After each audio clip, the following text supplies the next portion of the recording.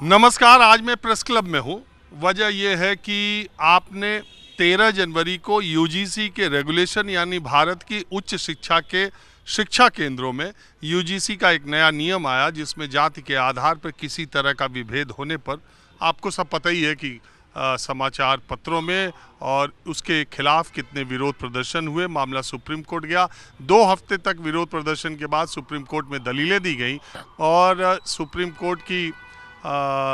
Court ने उन UGC regulations पे रोक लगा दी और अगली सुनवाई 19 मार्च की तय कर दी। अब स्टे लगने के बाद यूजीसी के उन नियमों के समर्थन में एससी, एसटी, ओबीसी के लोग धीरे धीरे अब विरोध प्रदर्शन करने लगे। एक समता संघर्ष समिति का ऐलान किया गया। वो समिति के लोग हमारे साथ हैं और इन्होंने तय किया है कि अगली बार यानी 13 जनवरी को संसद का सत्र, जो बजट सत्र है, वो ब्रेक पे जा रहा है और फिर वो 9 मार्च को होली के बाद फिर से उसका द्वितीय जो सेशन है, सेकंड सेशन शुरू होगा। तब तक पूरे देश में इन लोगों ने आंदोलन की एक रूपरेखा बनाई है।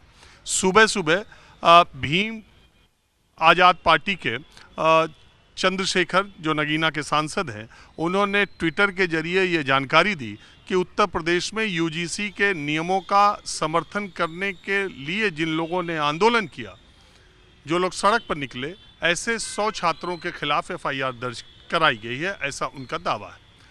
तो आज ये जानने के लिए आपने यूजीसी नियमों का विरोध कर रहे सामान्य वर्ग के तमाम पक्षों को मैंने अपने कार्यक्रम में दिखाया। अब वो लोग जो यूजीसी के नियमों को लागू करवाने के लिए लामबंद हो रहे हैं, उनका क्या तर्क है, उनकी क्या बातें हैं और ये देशव्यापी आंदोलन करने की जो रणनीति अपना रहे हैं उसके पीछे क्या तर्क है। इसमें प्रोफेसर्स भी हैं, इसमें वकील भी हैं। अभी प्रेस कॉन्फ्रेंस के जरिए इन्होंने जानकारी दी है, संगठन के तौर पर तैयारी कर रहे हैं। चंद्रशेखर बुधवार को दिल्ली के जंतर मंतर पर बड़ा आंदोलन इसके समर्थन में करने जा रहे हैं। तो जब मामला कोर्ट में है, स्टे हुआ है, तो फिर ये विरोध प्रदर्शन की ज़रूरत क्यों पड़ रही है और अपने आप को एकजुट दिखाने की ज़रूरत क्यों पड़ रही है। सबसे पहले मयंक यादव, जो पेशे से वकील भी हैं और इस समता संघर्ष समिति में प्रमुख भूमिका भी निभा रहे हैं, तो मुझे ये बताइए, जब ये मामला अदालत में चला गया, अगली 19 तारीख को डेट है मार्च में, फिर आप लोग ये समता संघर्ष समिति, ये देशव्यापी यहाँ वहाँ प्रदर्शन, इसकी ज़रूरत क्यों है? राजीव जी, जिस तरह का माहौल बनाया गया, हमारा पहला जो सवाल है उस माहौल के ऊपर है। ये कोई मैं आप लोगों को बता देना चाहता हूँ, यूजीसी के जो नियम आए थे, जो रेगुलेशंस आई थी, ये रेगुलेशंस कोई काफ़ी रेगुलेशंस तरह के नहीं थे, बहुत ही प्रभावी रेगुलेशन होने वाली हो, ऐसा बिल्कुल नहीं था। ये पुअरली ड्राफ्टेड रेगुलेशंस थे, ये मैं खुद रिकॉर्ड पे कह रहा हूँ, ठीक। लेकिन इन रेगुलेशन में एक बहुत ही छोटा सा प्रावधान किया गया था और वो क्यों किया गया था उसका बैकग्राउंड आपको समझना पड़ेगा। 2012 में पहली रेगुलेशन आई इस तरह की, सुखदेव थोराट साहब के रिकमेंडेशन के बाद, और 2016 में एक बड़ी घटना रिपोर्ट हुई जब रोहित वेमुला की आत्महत्या हुई। रोहित वेमुला ने आत्महत्या करी। उस आत्महत्या को हम लोगों द्वारा उसको सांस्थानिक हत्या कहा जाता है।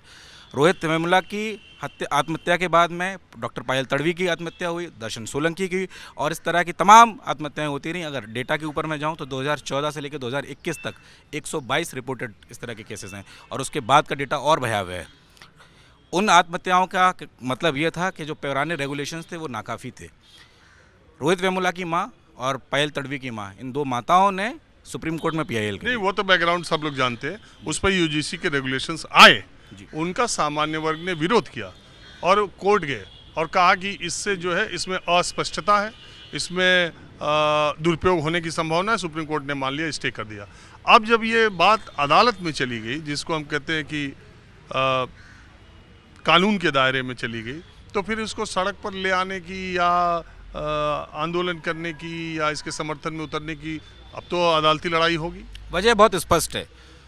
कानून, इसमें हम फिर से आते हैं कि सरकार ने नोटिफाई किया, सरकार के ही कहरे पर, सरकार के इशारे पर ही उसी के जो प्रमुख हैंडल्स हैं ट्विटर पे, उनके द्वारा विरोध जताया गया। पूरे देश में एक ब्रेड की दुकान बंद नहीं हुई थी, एक अंडे की ठेली बंद नहीं हुई थी, लेकिन ऐसा माहौल बनाया गया कि जैसा पूरा देश में उबाल है, दंगे होने वाले हैं, स्थिति काबू से बाहर हो गई है, और मीडिया ने उसको ऐसा प्रोपोगेट किया जैसे पूरा देश अस्त व्यस्त हो चुका है, जबकि स्थिति बिल्कुल उलट थी। उसके बाद सुप्रीम कोर्ट में 3 याचिकाएं जाती हैं, सुप्रीम कोर्ट उस पर स्टे लगा देता है। मैं खुद प्रैक्टिस करता हूँ, मैंने लॉ पढ़ाया है विश्वविद्यालय में 2 साल, लगभग 2 साल। मैं आपसे कह देना चाहता हूँ कि जो वहाँ पे ओरल ऑब्जर्वेशन दिए, वो ओरल ऑब्जर्वेशंस बहुत ही कंसर्निंग है इस पूरे बहुजन तबके के लिए, SC ST OBCs के लिए। जो रीजनिंग दी गई, वो रीजनिंग बहुत ही, आप मुझे देश का ऐसा कोई कानून बता दीजिए जिसका दुरुपयोग की संभावना नहीं हो सकती है। डाउरी प्रोहिबिशन एक्ट अगर आप उठा दीजिए, डोमेस्टिक वायलेंस एक्ट उठा लीजिए, इवन IPC या BNS जो अब आ गया है, उसमें से ऐसा कौन सा लॉ है जिसका दुरुपयोग नहीं हो सकता है, मुझे आप बता दीजिए। कन्विक्शन डेटा उठा के NCRB का आप देख लीजिए, कितने कन्विक्शन का डेटा है, 13% से ज़्यादा नहीं है। जो भी आप जिस तरह के तर्क दिया है, डेटा उसके अगेंस्ट जो है। लोग विरोध कर रहे थे उनके 2 तर्क बहुत दमदार दिखे। पहला ये कि अगर किसी आदमी ने शिकायत दर्ज कराई दी और वो शिकायत झूठी है, उस आदमी को भी तो सजा का कोई प्रावधान होना चाहिए। आप नहीं मानते? आप मुझे ये बता दीजिए कि इस पूरे प्रोविज़न में सज़ा का प्रावधान था किसके लिए? क्या जो दोषी हो जाएगा उसके लिए भी सज़ा का प्रावधान है या नहीं है? मुझे आप वो प्रोविज़न बता दीजिए, और किस प्रोविज़न में लिखा हुआ है अभी तक कि सज़ा, कौन सी सज़ा दी जाएगी। ये कोई कोर्ट ऑफ लॉ नहीं है, ये इंस्टीट्यूट की अपनी डिसिप्लिनरी बॉडीज़ बनाई जाती हैं। वहाँ पर वो इंस्टीट्यूट में लोग जो आए हैं वो सिक्योर महसूस कर सकें, इसलिए काम है। ये कोई कोर्ट ऑफ लॉ नहीं थे यूनिवर्सिटीज़। मैं आपकी ये बात मानता हूँ कि जो दोषी पाए जाएंगे उनको क्या सज़ा मिलेगी, ये इसमें नहीं था। इसमें इंस्टीट्यूट को था कि इंस्टीट्यूट के खिलाफ ये एक्शन UGC ले लेगी, ये तो था।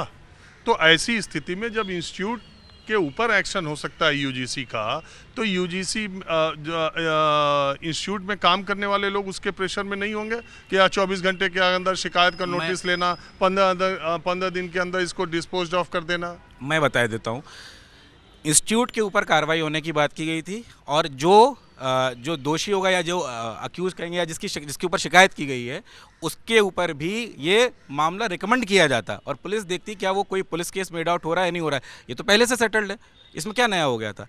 उस पर बायलॉज बनते या रेगुलेशन बनती, जो भी बनना था वो आगे की प्रक्रिया थी, अभी तो कुछ हुआ ही नहीं था। कौन से इंस्टीट्यूट में कौन सी कमेटी बन गई थी अभी तक? मुझे बता दीजिए एक इंस्टीट्यूट जिसमें इन रेगुलेशंस का इंप्लीमेंटेशन हो गया था, एक शिकायत आ गई थी, कहाँ पे हुआ था? ये जिस तरह का माहौल बनाया गया। और दूसरी बात में जो इक्विटी कमेटी है, इक्विटी कमेटी का मैं आपको कंपोजिशन बता दे रहा हूँ। मुझे मालूम है 10 मेंबर का। इक्विटी कमेटी का चेयरपर्सन कौन होगा? इंस्टीट्यूट का 3 प्रोफेसर होंगे, एक स्टाफ मेंबर होगा और कोऑर्डिनेटर ठीक है, होगा, 2 सिविल सोसाइटी के मेंबर। आप डेटा क्या कहता है सेंट्रल तो यूनिवर्सिटी, उसी में कहे कि इक्विटी कमेटी में आपने SC का, आपने ST का, आपने OBC का, आपने फीमेल का, आपने हैंडीकैप्ड का, सॉरी दिव्यांगजन, फिजिकली डिसिप्लिन, मैं माफ़ी चाहता हूँ, तो वो इन 5 का तो आपने फिक्स कर दिया रिप्रेजेंटेशन, यानी 10 में ये 5 होंगे पक्का, मिनिमम ये 5 होंगे। ये भी तो था कि आपने ऐसा करा है कि इसमें 10 भी हो सकते हैं, मिनिमम 5 होंगे। तो कहाँ सामान्य वर्ग का आदमी कहाँ जाएगा? पहली बात तो ये डेफिनेशन भी कितने क्या होंगे ये पुअरली ड्राफ्टेड है, मैं आपको पहले कह देता हूँ। इसमें भी क्लेरिफाई नहीं किया गया था कि वो सारे ही होंगे, क्या इनमें से एक होना चाहिए या किस तरह से। चलिए हम उस पर मान लेते हैं कि सारे ही होंगे, ठीक है। इंस्टीट्यूशन का हेड कौन होगा? वाइस चांसलर कितने हैं इस देश में? 45 सेंट्रल यूनिवर्सिटीज़ में 2018 तक का डेटा ये बताता है कि 0 एसोसिएट प्रोफेसर OBC के थे, 0 प्रोफेसर्स OBC के थे। आज कितना डेटा है? 4%। 3 सीनियर प्रोफेसर रखे जाएंगे, वो सीनियर प्रोफेसर किस कम्युनिटी से बिलोंग करते हैं? इंस्टीट्यूशन का हेड किस कम्युनिटी से बिलोंग करता है? वाइस चांसलर्स कौन है? वाइस चांसलर कितने SC ST OBC हैं पूरे देश की यूनिवर्सिटीज़ में? तो ये जो पूरा एकदम लफ्फाजी है, कोई तर्क नहीं है, बिना तर्क के की जाने वाली बातें हैं।